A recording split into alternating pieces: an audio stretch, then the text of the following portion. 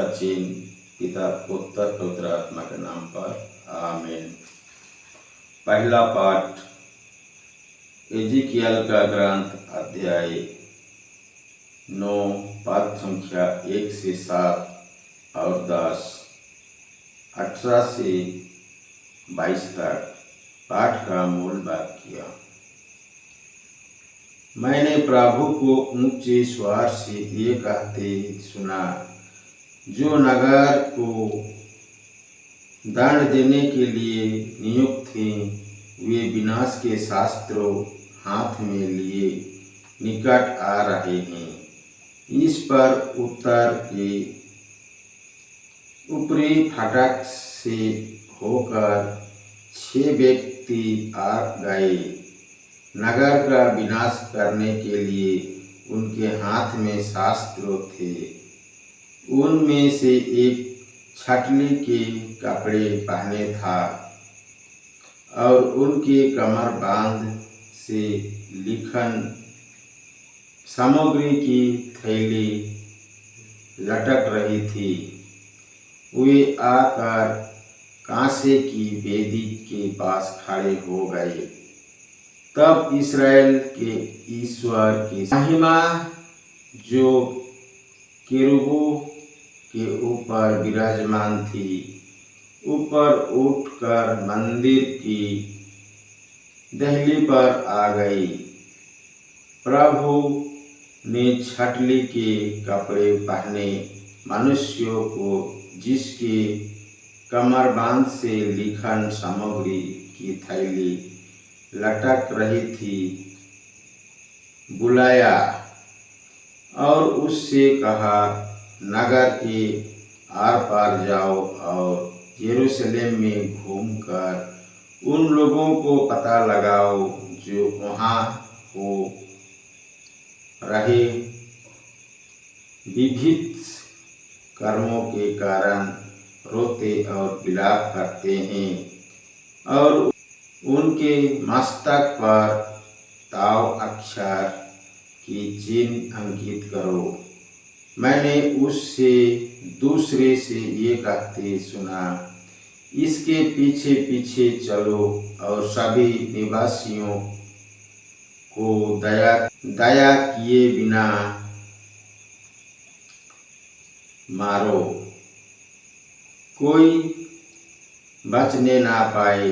तुम बूढ़े, नवयुवक और नवयुवतियों को, दूधमुही बच्चों और स्त्रियों को दया किए बिना मारो, किंतु जिस पर ताव अक्षर का चिन्ह अंकित है, उन पर हाथ मत लगाओ। मंदिर से शुरू करो। उन्होंने पहले मंदिर के सामने की बूढ़ा को मार डाला।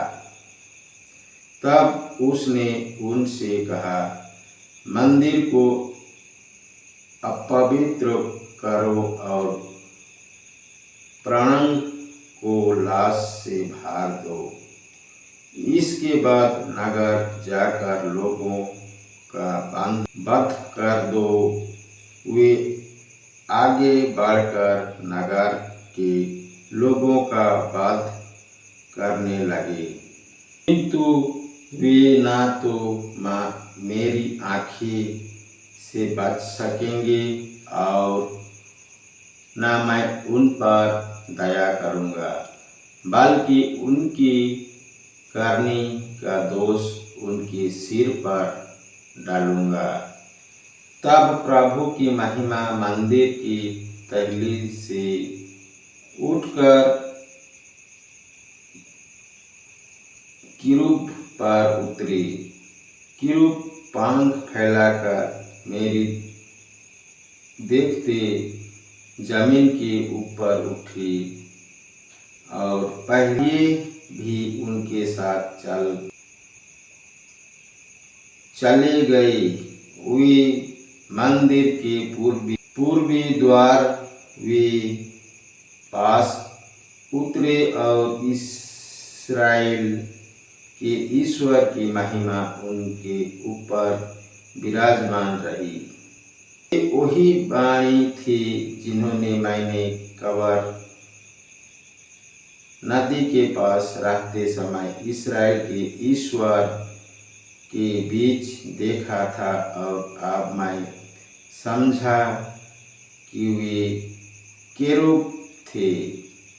प्रत्येक के 4 मुख और प्रत्येक के 4 पंख थे, और उनके पंखों के नीचे मनुष्यों के जैसे हाथ थे। उनके मुख वही आकृति थी जिससे मैंने कब्र के पास देखा था, और प्रत्येक अपने सामने निधि आंग बढ़ाता जा रहा था। यह प्रभु की वाणी है। ईश्वर को धन्यवाद। सुसमाचार संत मत्ती के अनुसार पवित्र सुसमाचार अध्याय 18 पद संख्या 15 से 20 तक। पाठ का मूल वाक्य। यदि तुम्हारा भाई कोई अपराध करता है तो जाकर उसे अकेले में समझाओ।